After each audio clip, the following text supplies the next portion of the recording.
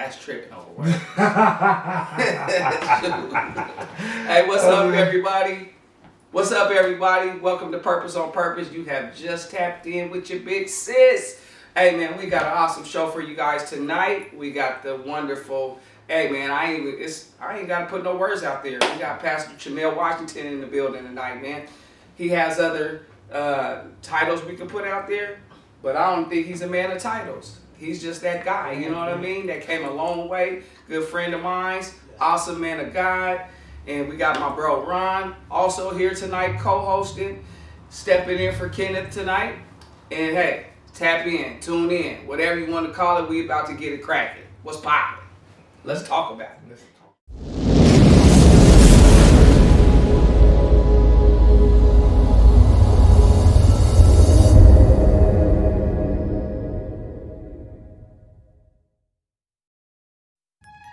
Jones. Let's talk about it. Purpose on purpose. You know, everybody got a purpose, right? If you don't know by now, if you really don't know what your purpose is, huh? You better ask somebody. Matter of fact, get on your knees and ask God, because that's the best way to go, huh?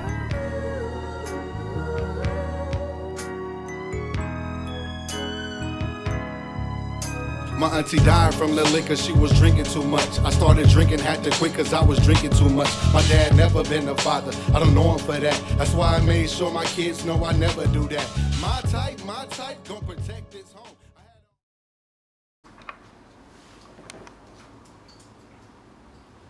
So, as I said before, we have the wonderful, awesome, handsome, dashing man of the cloth, none other than Pastor Treneil Washington in the building tonight. Bro, how are you doing? Thank you for having me. What's love? Yes, how are you doing tonight, sir? I'm blessed and highly favored. Okay. Yes, I've been watching the Say show that. for quite a while. Okay. It's just excitement to be able to come on and sit at the table with y'all. So Yeah. I appreciate it. That's what's up. We're excited to have you. Yes. When you said yes to coming on the show, I was like, it's time to do our homework. Mm-hmm. Time to tap in and see what we can dig up Yeah. and make it a good show. All right. So I'm not gonna ask you the things that he's gonna ask you. Yes. So like what we do before we do a show is we strategize, and he lets me know what he has and what he's gonna ask. Okay. And so I usually look at what I'm not doing that. Right. I'm not, Styling, baby. I love it. You know what I mean? So Great styling. we just gonna do it the right way tonight. I just want God to be in this whole thing. Come on, Yes. and orchestrate this whole thing, and so that's why you are a man of the cloth. And I know that there was another Treneil before the man of the cloth. Definitely. Can we talk about that a little bit? For sure. So before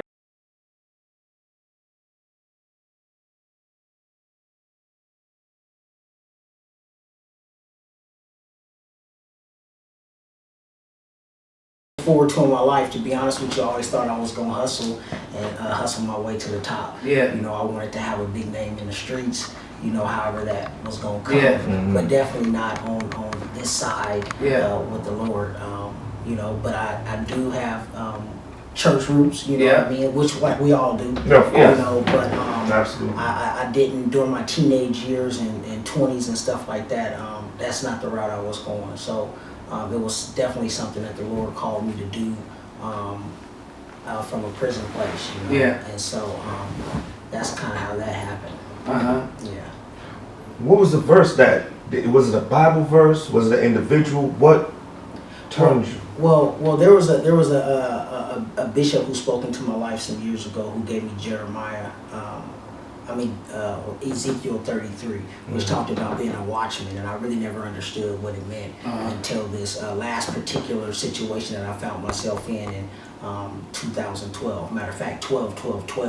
I was in an accident. I fell asleep behind a wheel, and when I woke up, I was in jail. I had ran up into somebody's yard, drunk, you know, just partying, man, and ended up with a DUI and 2 identity thefts.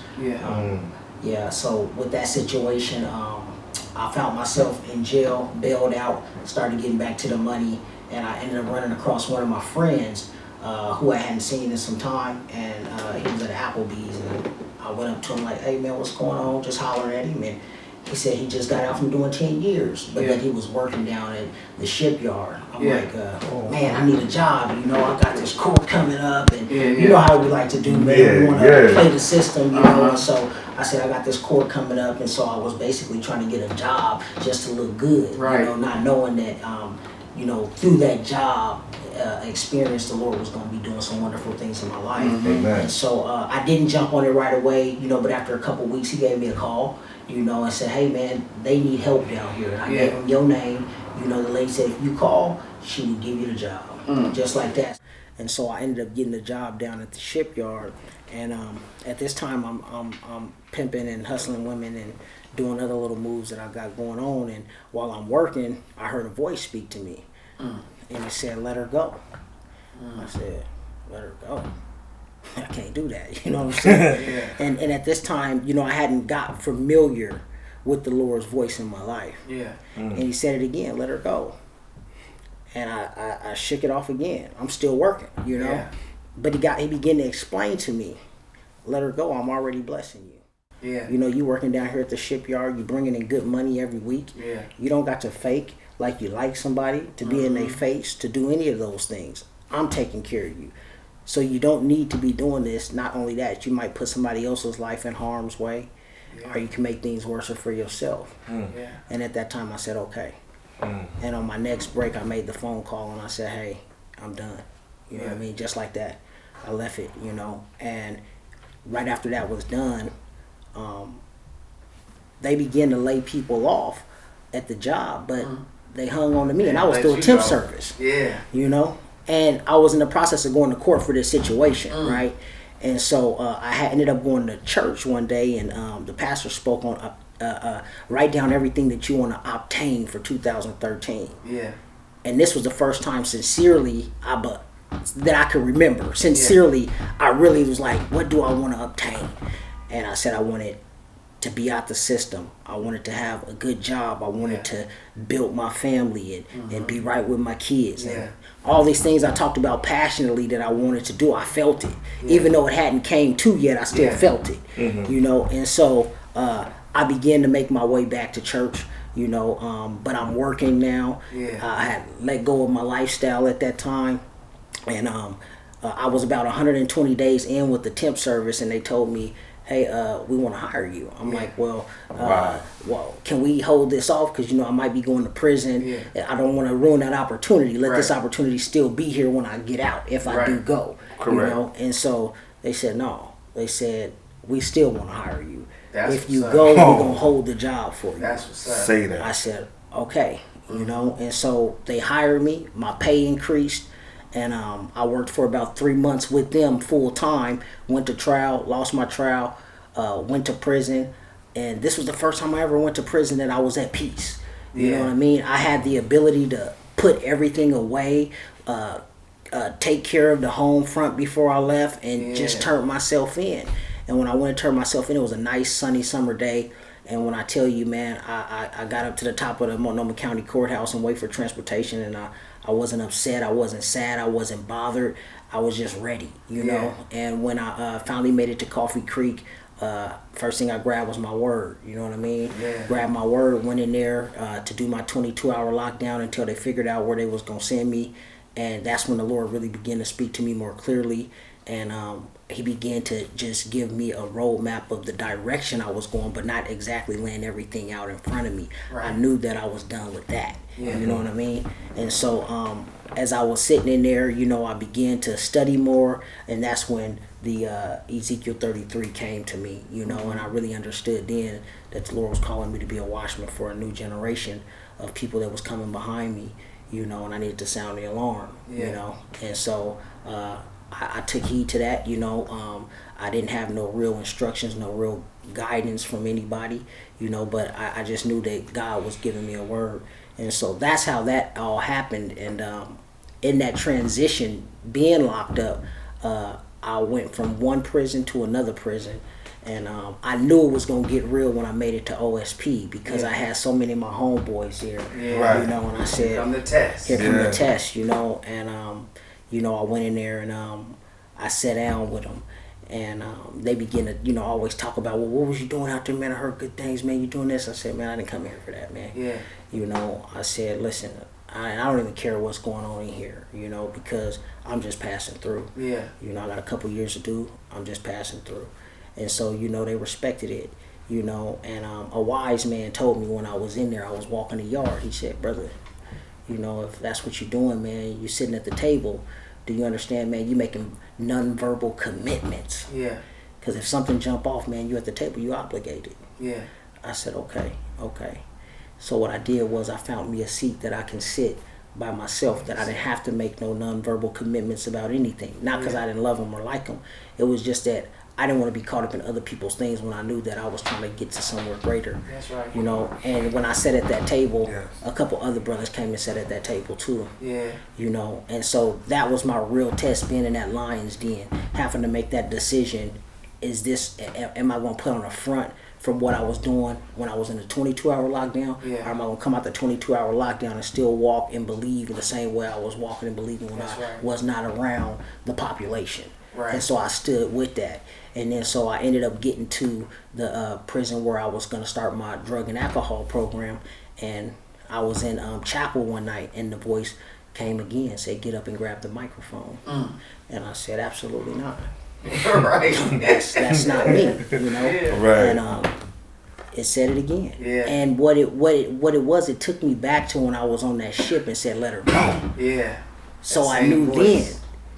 I seen the blessings that came after he said, let her go. Yeah. Got the job, held the job, the pay went up. I'm at peace now. Yeah. Okay.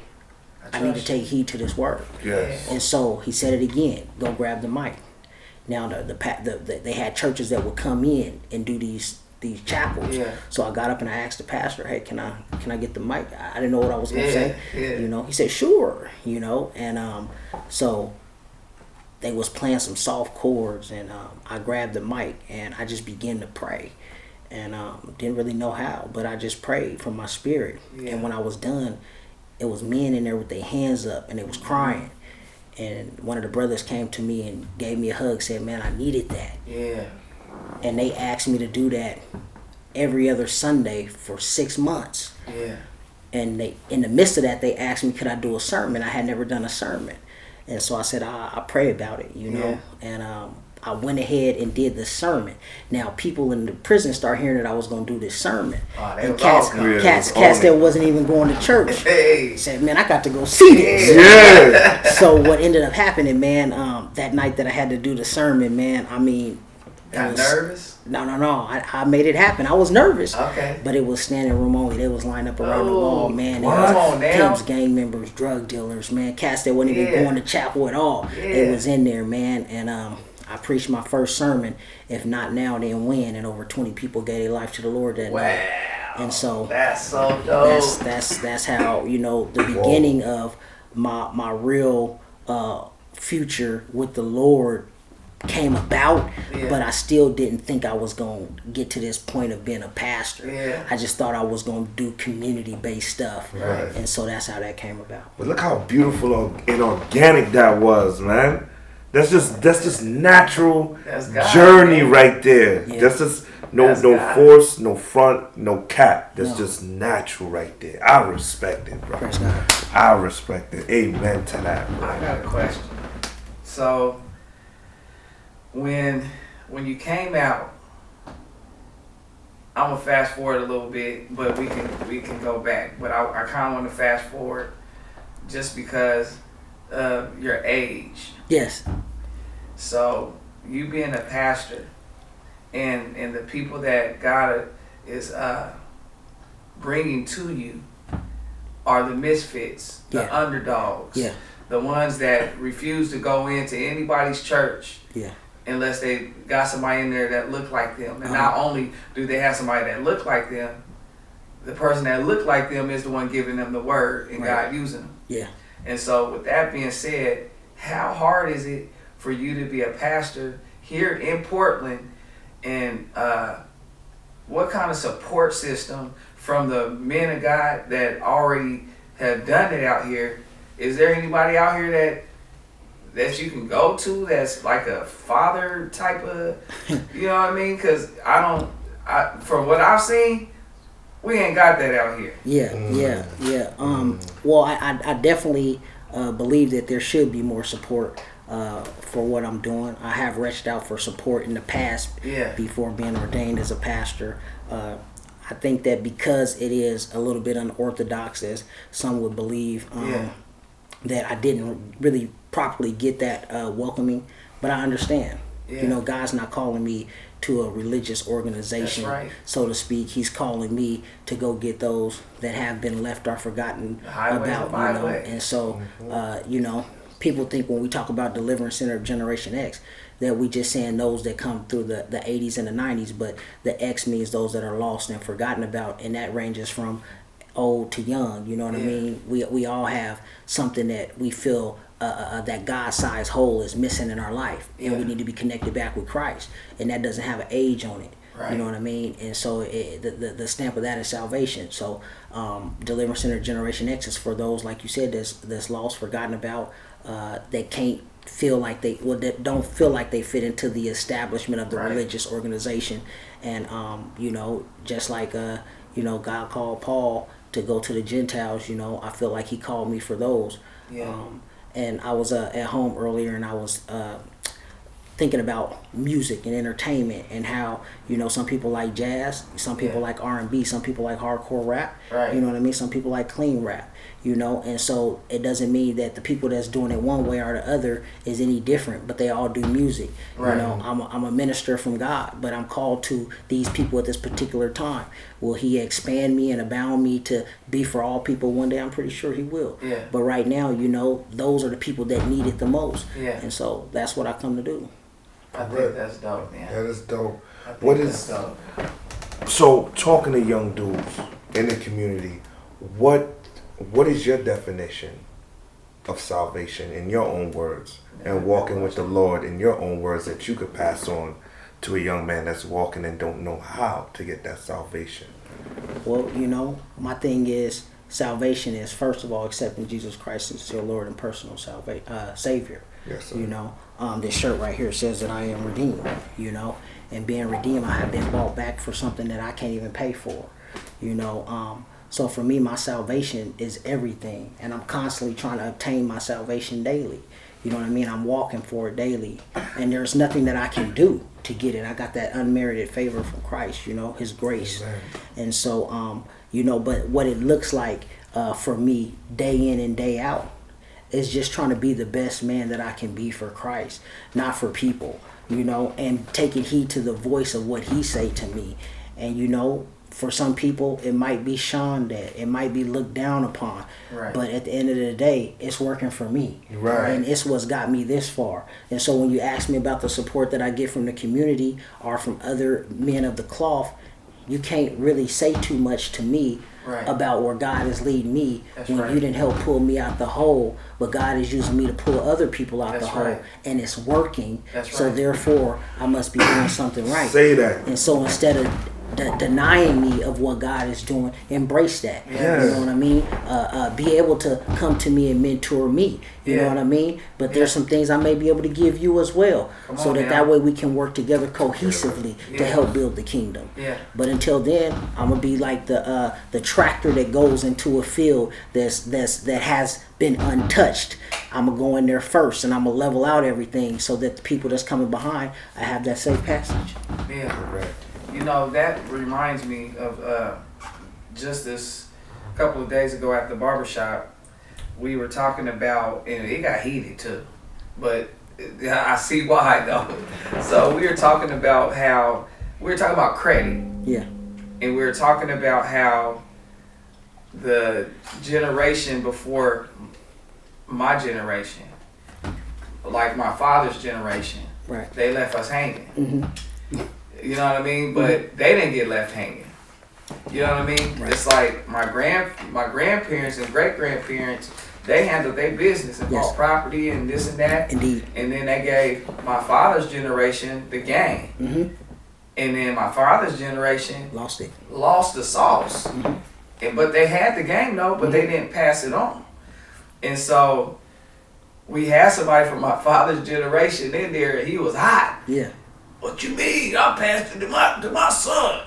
And we're like, it's not just Your you. son. Yeah. You know what I mean? Yeah. Like, and so I had to say, well, I didn't get none passed to me. Yeah. No, your dad, you got it in you. It's in you. It's in you. Your daddy in you. I'm like, okay, he could be in me, but he didn't give me the game though. Right. You know what I mean? Nobody taught me about credit or nothing. Right. You Right. feel me? So nobody can get credit for anything that's going on in my life, Right. but God. Right. I feel that. I feel that. And I feel like right now, what God is doing, to me, He's doing a new thing, Oh, definitely. and definitely. nobody's gonna get credit for what He's doing. No, definitely. He gets all the glory. For That's everything. right, straight up. And, And I think that's why nobody's able to tell you nothing, and are choosing not to, or whatever the case, because he's the one that hardens the heart of the king. Yes. Yes. So if the king didn't pass the game down to you, it's because he hardened his heart. Because he's the king of kings. Absolutely. So he gonna give you the game. Praise God. You know what I mean? And so that's what I feel like is going on right now. Yeah. Yeah. Because they done took the game and started putting their own little flavor in it. Yeah. Instead of letting it just be his recipe the whole way. Yeah. He's raising up the remnant. You know? better say that. He's raising up the remnant. Yes. Yeah. So, along with being a pastor, Yes. you are definitely a businessman. Yes. Yes, sir. So, a couple businesses. I would like you to let the people know. Well, I have my construction company, Brothers IC LLC. Also have my nonprofit, which is Torch of Hope, bringing light to individuals in dark places and hope for them to pass the torch. And then I also have a franchise of Sub-Zero ice cream and yogurt. Who brought you to the ice cream game? Well, you know, the thing is, man, kind of like my sister right here was saying, you know, I too talk about that in my mission statement about the generational curses of how, you know, the things that we did not properly get. Yes. You know, and I blame a lot of that on the crack epidemic. You Yes, know, sir. it really did run our people away from their blessings. Yeah. You know, and so, you know, grandma's houses was lost and sold and Yes, sir. everything. Yeah. A lot of us grew up parentless, even though the parent might have been in the house, they wasn't properly nurturing us with the things that we needed, Yeah. far as our credit, far as understanding on how to really face life. How to be a you know, woman, and how to so, be a man. Absolutely. So Yeah. then guess what? We found that on the blacktop. You know what I mean? And a lot of the things that we found wasn't true, but that was our reality. That's right. And so then good thing we had God's graces and mercies to be able to protect us while we was out there to bring us back to the truth where we are now. You know, but the way that I did come about the ice cream shop is because I didn't want to be one of those individuals that reaped a good harvest from my construction company and did not do no investing with it, you know. Yeah. And so I thought about my wife and my kids, and so I invested into the franchise and bought the ice cream shop for them more than it was for me because I was already endowed into the construction. No, that's beautiful. I love Yes, that. sir. Yes, sir. That's some good stuff right there. So, with that being said, do you pass the game down to your sons? And do you have a daughter too? I got 2 daughters and I got 3 sons, and I have a Okay. grandson also. Amen. So you giving them the blueprint? Oh yeah, so you know all my kids, you know, they have worked at the shop, you know what I mean. Okay. But you know how that is, man. When it's our kids, man, they feel like they can get Entitled. right? But you know, I am working on something with my kids as of right now. They actually are finna get ready to start their YouTube channel at the shop, so it's gonna That's be called what's At the Shop with Tree and Trey. Okay. And so we finna get ready to look to start filming that hopefully by no later than May. So Yeah. Say that, man. yeah. Yes, That's sir. dope. So, with you having a construction company, you own the ice cream shop. Did you grow up in a household with parents or with elders that taught you the game? At all? So it's funny. So one of my cousins, he actually attends your church, but his grandfather was a businessman, and my grandmother was a businessman. I mean, a businesswoman, you know, and they dealt in real estate and stores and different things like that. And so through them, I was able to see some things, but he was my official pastor. You know what I mean? That was a church I was raised in and brought up in. So when I look at it and think about it, I believe that those seeds was planted then, Yes, and sir. God is just allowing me to continue things that was taught from me from a man of God. And so he was a man who also did building, you know what I mean, and he had stores and different things like that, you know, and he also was a community man. He did a lot for the community. So shout out to the late Levert Franklin from Powerhouse Church of God in Christ. Blood. Yeah. It's in your blood. So with the businesses, you know, Yeah. I gotta give you that. Definitely, I definitely. think that's super dope. What I like about it the most, because I feel like pastors get a bad rap sometimes. It's because of the mega churches and stuff. People see you in nice things or see you with something and they think, I paid my tithes, I did that. Yeah. You know what I mean? Yeah. He got on brand new glasses, I bought those. Yeah.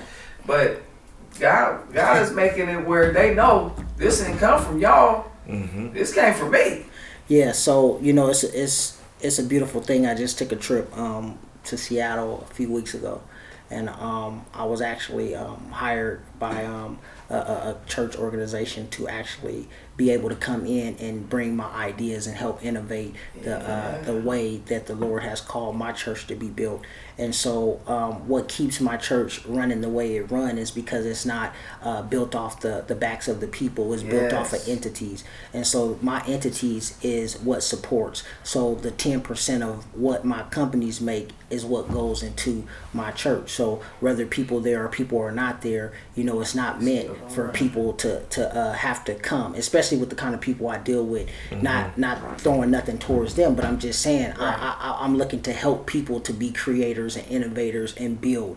You know what I mean? So if people coming out of prison, they coming off the streets and they don't have nothing, I want to be able to employ these people. You know what I mean? I want to be able to not only when you come to the altar and need prayer and you just come out of prison, or your daughter or your baby needs some diapers, I don't want to just pray for you at the altar and send you your way. I want to be able to pray for you at the altar and employ you, or pray for you at the altar and be able to help give you some diapers. And so the only way to do that is not to put the pressure on the people in $100 line, but to be able to say, even if I don't have it to offer, I should have a business friend. I should know somebody in the community that I can connect you with that can be able to give you these things. And those are beautiful resources to have. What future do you see for your congregation and community as well as your businesses, man? Well, you know, right now we in transition at my church, man, and I'm really honing in on this new way that the Lord is taking me, and where he's taking us to be more community based. So you know, my church will begin to look more like a Salvation Army, to where we have a sanctuary, but we also have a place for fitness. We also have a computer room. We also have a place, a resource room. We also have counseling. We also have things that people need on a day-to-day life, and not just me preaching to you over a pulpit and having you come to church on Sunday and Wednesday.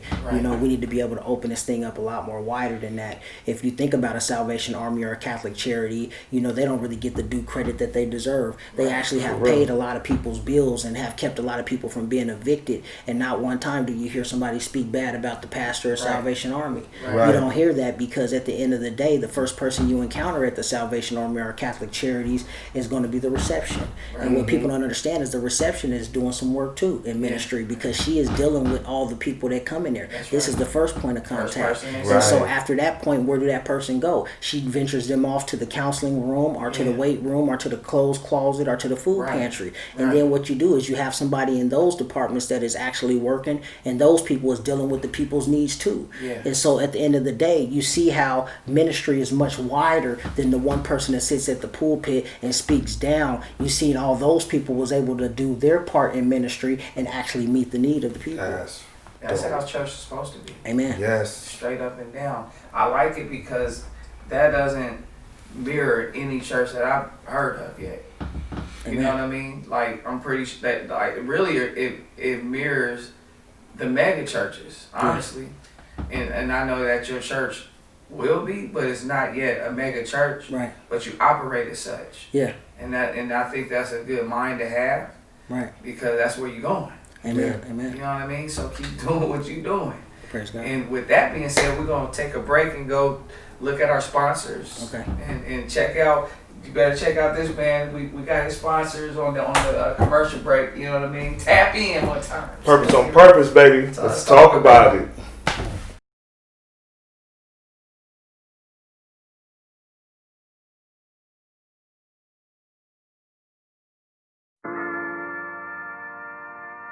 Purpose on Purpose is sponsored by Southern Kitchen, Amazing Comfort Foods, located at 3505 North Mississippi Avenue. Wednesdays and Thursdays, 12 p.m. to 5 p.m. Fridays and Saturdays, 12 p.m. to 7 p.m. You can also check them out at www.southernkitchenpdx.com. Don't forget the hot sauce. In times like this, we need to be true and stay pure. Truly Pure, located at 1006 Southeast Grand Avenue, Suite 104. Bringing you the best supercritical CO2 cartridges in the state of Oregon. Opens up at 10 a.m., closes at 9 p.m. Offering delivery and curbside pickup for your convenience and safety. Checking in for all deals, 5 1-gram cartridges for $100 every day. Fire Friday specials, 20% off all flour. Go over there and get Truly Pure. No matter what the occasion or the event, Aphrodite Hair Salon got your back. Men's and women's hair salon. Haircuts, styling, weaves, Brazilian blowouts. Address is 3517 Northeast MLK Boulevard. Exclusive by appointment only. The phone number is 503-249-2833. Come get fresh. Hey yo, you ever looked around your place and envisioned something better? Or developing a property and you're in need of a contractor? Brothers IC LLC will take care of you. Kitchen, bath remodels, or new construction. Contact at brothersicllc@gmail.com. We all know what the weather be like out here in Portland. Tuesday it's 100 degrees. On Saturday it's 70 degrees. But you want to know what stays consistent? Sub-Zero Ice Cream, located at 12,000 Southeast 82nd Avenue, Clackamas Town Center. Store hours are 11 a.m. to 7 p.m., Monday through Saturday. Sunday, 12 p.m. to 6 p.m. Grab your ice cream when it's 100 degrees and a smoothie when it's 70. Peace and love.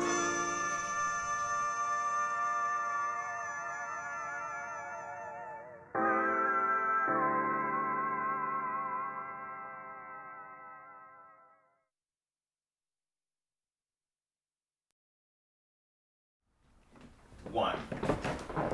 Hey, welcome back to Purpose on Purpose. I'm your big sis, Angel Savage. And again, we have Pastor Treneil Washington and my great brother over here, Ron, stepping in for Mr. Kenneth. Let's talk about it, baby. Hey, let's talk about it. So, I do have I don't know if it's so much a question as much as it is a statement. It might be a question. So, Treneil, Pastor. Yes. How do I want to word that? Take your time. Now that we in church, hold on. Put that finger up. If this was the church, right here, these cameras, and somebody needed a word right now, you know what I mean? Because when the lights turn off and the camera turn off, this would be heard by somebody, and I think that somebody eventually is going to need a word. Yeah. What would your word be to them? Well, the word that I would give somebody today, right now, is a word of encouragement. And even if you didn't believe that the Lord was by your side, would you still have enough faith to follow him? Oftentimes in life, when the winds blow, when the storms come against us, we so quick to have fear and give up. And I made a statement the other day on Facebook about how if we didn't have fear when we was out there, why have fear when we get into the arms of the Lord? Right. That's even more reason why we should be able to relax and know that we are safe. And so I would encourage somebody that no matter what you're going through in your life right now, no matter what it may look like, that God is still with you and he's going to stay with you because he promised to never leave you nor forsake you. And so that is a word of encouragement that I would have for somebody. Right on, and thank you for that. My question now would be, with that being said, there's a great falling from the church at this point, and the churches are so empty. You know what I mean? And I for whatever reason, I can't gather that it would just be here in Portland, even though Portland is the most satanic place. I think that it's a worldwide thing. Definitely. You know what I mean? And so, what do you think that is? Why do you think there's a great falling from the church? Well, I'm experiencing also membership loss. And it ain't because I can't give a good word, but I believe that at the end of the day, people want things right now. Yeah. They don't want to go through the process. Yeah. They don't want to go through the process of waiting on the Lord. They want to say, this is what you said, and I need it right now. That's right. But they fail to realize the fact that he woke you up this morning still in your right mind. They fail to realize that he still gave you the ability to create something that can help you on your way out. And so at the end of the day, the fact that your kids is still alive and well, the fact that you still got a roof over your head and food on your table, I'm not saying that those are the ultimate things, but at the end of the day, these are the little things that he's saying. Just have enough faith to believe by me showing you what I'm doing for you day to day. And if you have that kind of faith, then I can do greater things for you. And so people don't want to wait on that. They want it right now. It's like a microwave generation that we talk about. Right. But I believe that if we wait on the Lord, if we continue to seek his face and not his hand, then I believe that he will open up the windows of heaven and do great things for us. And it doesn't take 50 years, because we even closer now than we was before. Right. And so when I think about those types of things, I think about how I've only been out of prison 5 years, but I've seen the Lord do things in my life that it would take some people 15 and 20 years to do. Right. But it's because when I turned it over to him, I gave it all up, and I solely surrendered, and I said, Lord, wherever you tell me to go, I'm gonna go. If you say, if whatever you want me to say, then I'm gonna say it. And do I have to have the education for it? Absolutely not. Because I believe that if the Lord has placed his spirit in me and is divine and is holy, then this is his temple, this is his body. And so when we talk about the will, I believe that the only will that I want to have of my own is to give it back to him. That's the best will you could ever have. Yeah. Is God's will and no other will. Yeah. Also, I feel like we're also in the time where God is really showing us a lot. And just from my perspective, I feel like the reason one of the reasons of many, of course, that there's a great falling from the church is because people before us have made some grave decisions from taking money from the people and bouncing. I've had that experience personally, where I put my trust in the very first church I ever gave my life to Christ in, and I didn't grow up in the church. Right. You know what I mean? And I just wasn't a church person, but I always wanted to be a God person. Amen. You know what I mean? And so I finally got to a place of seeking God for real. And I gave my life to Christ in this building and trusted this man of God, and eventually he fell off. But I do believe that God was using him. Yeah. You know what I mean? But for whatever reason, he fell off as he started being more selfish than selfless. Yeah. And he took our money, he left. Right. But it's those type of mistakes that people have seen, the younger people that was coming in, and they're like, wait, hold up, if people get down like that, what I need to come to church for? That is definitely a problem. And I believe a lot of people that I have come in encounter with my church, people coming from the streets, that's one of the things they struggle with. And so I believe that this new path, this new way that the Lord is giving us is an epitome of showing and proving to the people that if we build the kingdom not based off of the people, but allowing the pastor to be able to have a creative mind to bring things in for the people, then the people will gain trust back. Instead of the pastor asking for things from the people, the pastor is then doing things for the people. Right. And having it that way will build trust again for the people, because they need it. I agree.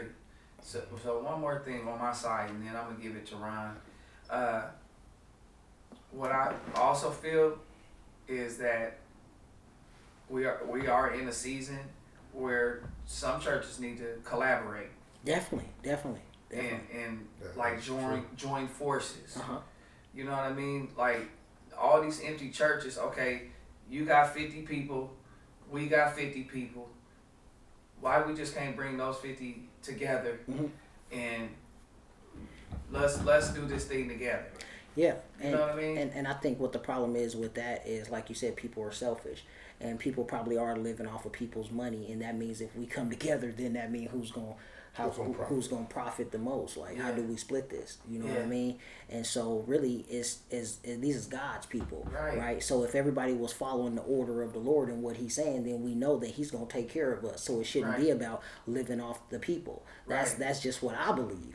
That's been the instruction to me. Now, far as the people go, far as this church and that church, I really truly believe that Portland is too small to have all of these churches. I agree. So we know why do we not come together? Right. You know what I mean? And so that's why if we begin to move in the new way of being able to be more community based and not everybody want to be the person in front of the camera over the pulpit, then therefore we can share the podium, we can share the platform together. Because if my thing is outreach and community and your thing is teaching and your thing is maybe counseling or whatever you went to school for, then guess what? I'm gonna stay in the lane that God gave me. I'm gonna be focused on getting these resources to these people while you focused on doing this Bible study and teaching, while you focused on counseling. And guess what? We all are saying brothers and sisters of the cloth, but we spreading a wider net. And what that does is also show the community that we are all together as one. And so I agree with you on that. Yeah, because like what that reminds me of is it to me, like the barbershops and the salons. Like if you just drive up MLK alone, there's got to be at least 50 barbershops and salons. Right. Just on MLK alone. Right. And to me, that's disgusting. Right. Because that shows how divided we are. You know what I mean? Like my mind frame is, how come we all, and I'm not against white people. God knows I'm not. I love you white people too. I love you white people. And all the other people. Most definitely. But our people need to get it together. Like everybody else is tuned in and tapped in. And that's why all these buildings is going up. But it's off our stuff. And so I feel like, with that being said, like my thing was with the salons, same thing. Man, how about we just all come together and put up on a big building and just start doing that. Capitalize, boom, we in one building. We made that happen. We paid that off. Now, boom, y'all stay over here. Still put your money in the pot so we can go get another building and keep going. You know what I mean? Yeah. And the thing is that everybody is not building for the kingdom. Right. And it's about relationship too. Right. And so what you have to understand, that those of us that are in the kingdom building piece of this thing, those of us that are brothers and sisters in Christ, we can have that mindset. But we can't expect the world to have the same mindset of kingdom kids. Right. Because we are building something totally different. We're not building something off greed. We're building something that we know that don't belong to us. We're just the caretaker of it. That's right. And so when you have that mindset, then you know that, hey, I can build this with you because ultimately we're building it for Christ. Right. So that's a different mindset that a person has to have, And so the thing is that how many of those shops that we see being built up and down MLK or anywhere, how many of those places is ultimately built for kingdom, are just built for wealth inside their home or their children? Right. You know, my thing is not to, I know that the Lord is going to bless me abundantly, but everything I do is for the kingdom. And so therefore He's going to take care of me as long as I take care of His business. That's right. And that's dope, because even what you said, how do you cast a wider net to reach the younger generation? Like the people your children's ages and like that? Well, you know, like I just said, that what we're getting ready to do is start at the shop with Tree and Tray for my kids. And so what they're going to do is do the same type of thing. They're going to be at the ice cream shop, and they're going to be inviting guests onto their show. And when they invite guests onto their show, they get to make different ice creams and do different things around our product, which is liquid nitrogen. So there'll be some science and things like that involved as well. And so through that, you know what I mean, I'm instructing them, I'm teaching them, I'm getting them more familiar with how to deal with people, how to be more confident in themselves. and ultimately we serve God first. So as long as I continue to teach them that, you know what I mean, I don't have to preach it to them, and they don't have to preach it to somebody else. All they have to do is be relationship people that can come in and connect with people and allow people to know then how where they spirit flow from, where they courage flow from, where their energy flow from is from Him. So that's how I come at all people. I'm not trying to preach people down. I'm really trying to build relationship and allow them to ask me, well, what is it? It's God. Yes. Do you find it difficult balancing church and business? No. And the reason why I don't is because it's all one and the same for me. It's building. My construction company is building. The ice cream shop is about building and expanding, and the church is about building. So it's all one blueprint. It's all about building for the kingdom, and so they just kind of overlap and work hand in hand with each other. And for the people out there, what's the name of your church? So the name of my church is called Deliverance Center of Generation X, and we down on 15th and Deacon. 15th and Deacon. 15th and Deacon. And your services? Our hours is from 11:30 to 1:30. Sunday? Sundays, yes, and 7 p.m. on Wednesday nights for Bible study. Cool.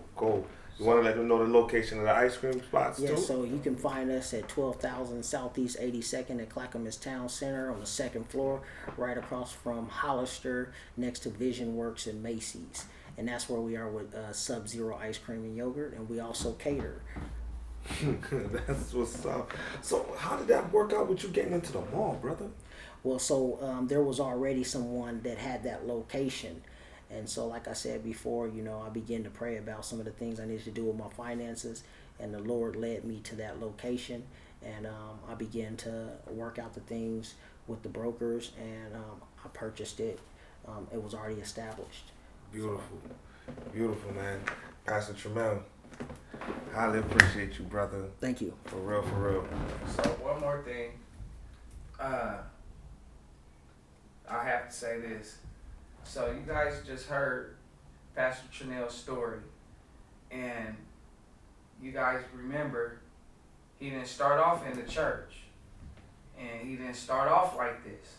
This is where God has taken him, and he's going to even greater places. And so he just laid out the blueprint, and you see where he started from. And I ain't saying he started from jail, but he went to jail. He's been through some stuff. Amen. But he's gotten through it. And so remember, it don't matter what you're going through. It don't matter what you've done in life. Mm-hmm. God is the ultimate and master of this masterpiece. And so we all belong to him. We are made in his likeness and in his image. Mm-hmm. And so if you want to change your life, you can. Yes, you change your life. Amen. This is the example. You know what I mean? So please, I pray that Treneil's story will change your life, will give you some type of insight, will make you rethink some things. Mm-hmm. And I believe that if you watch this thing through and through, watch it a couple of times, share it with somebody. It might not be your story, it might be somebody else's story, but share this story, because this is not just no fairy tale story. This is real life, and this is his life. Yeah. And this is a true story. Praise God. You know Tap what into I mean? the church as well. Yeah. Tap into his church. If you ain't even gotta go to his church, just go to church. Tap into church, period. Yeah. Open that Bible up one time. You know what I mean? Like, this ain't about us preaching to you. It's just real talk. You know what I mean? Yeah, some scriptures that God has kept near and dear to my heart is one that I will never forget is Philippians 1:6 that says, being confident of this very thing, that he who has begun a good work in you shall complete it upon the day of Jesus Christ, as well as Jeremiah 29:11 through 14, Joshua 1 through 5, and like I said, Ezekiel 33. Them is scriptures that the Lord has given me to be able to walk this journey that I'm on. And anytime I'm feeling discouraged, he reminds me that I led you here. And so, like sis said, get inside your word and get on your face to the Lord, because he has a word for you. And if you're watching this, then you got to believe that he got a word for you, because at the end of the day, this definitely is spirit felt. God is doing great things with purpose on purpose, and it's time to connect and find out what your purpose is. Straight up. Let's talk about it. Let's talk about it. Thank you. Thank you. Pastor Treneil. Gratitude.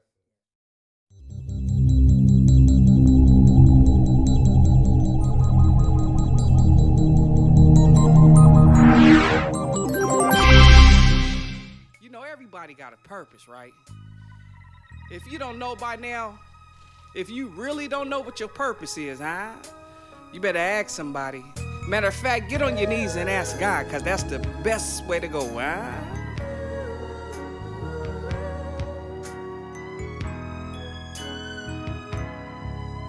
My auntie died from the liquor, she was drinking too much. I started drinking, had to quit cause I was drinking too much. My dad never been a father, I don't know him for that. That's why I made sure my kids know I never do that.